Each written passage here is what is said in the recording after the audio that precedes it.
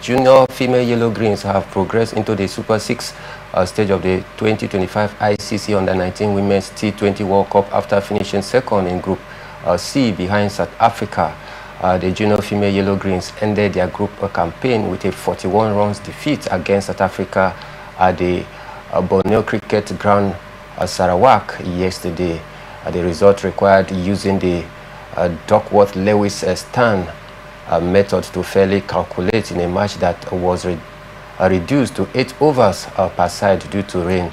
The DLS method is a formula for fair calculating the winning side when inclement weather interrupts a match. It also includes calculating totals when time is lost in cricket game.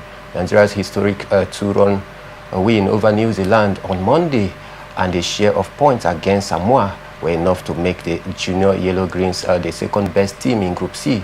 Despite the results, the Nigerian team will continue to chase history in the Super 6 stage when they take on England and Ireland on January 25th and 29 respectively. England and Ireland emerged from Group B where they finished first and third respectively. Nigeria will need all points and runs in the next round to consolidate their group stage efforts as they hope to reach the semi-finals.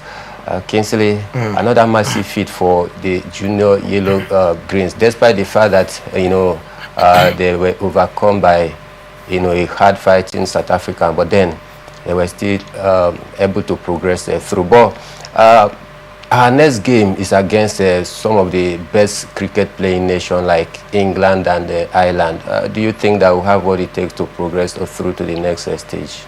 If have what it takes, I would say yes, we have what it takes. We understand, yes, England, they are a very good cricket nation.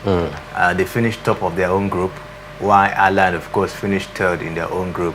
So you see that, they have what it takes, of course, to be able to pose a very huge challenge to the junior female Yellow Greens. Against England, it's going to be a tough task. But do they have what it takes?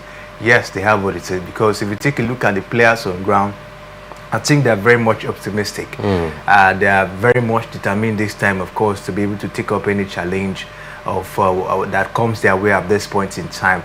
I think what happened to them against South Africa, if you ask me, I think the weather condition also contributed to that loss. Yesterday, they have to use the Duckworth method, to do that calculation, at the end of the day, and that actually comes when maybe there's a disruption in a game or maybe weather condition and all of that. So if not because of that, I think the junior female Yellow Greens would have shown their strength against South Africa yesterday. For at this point in time, apart from what happened against New Zealand, I would say yes, they still have a long way to go because the game against Samoa wasn't played.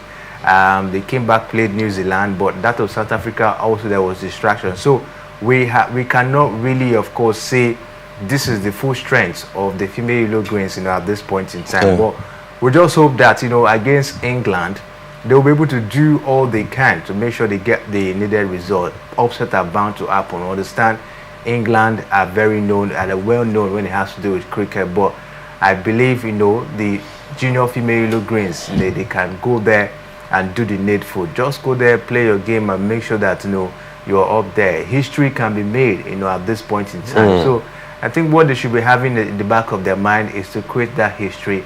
At least Nigeria beating England in a cricket World Cup tourney is something huge. So let us see what comes up. First, my problem there, talking about the Super 6 now, is England. If they can go past England, I don't think Ireland, of course, will be a top side for them.